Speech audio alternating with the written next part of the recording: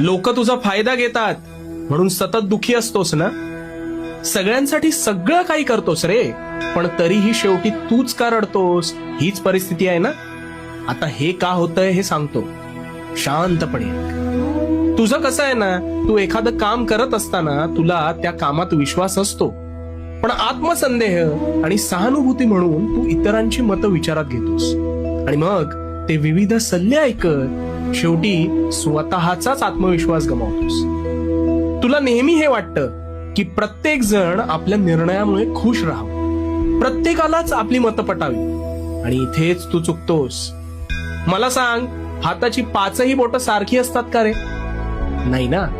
हा निसर्गानेच आखलेला नियम आहे. हे येतंय का ध्यानात? अरे मग सगळी माणसं समान स्वभावाची कशी असू शकतील? तुझ्या निर्णयावर काही जण सहमत असतील तर काही नसतील.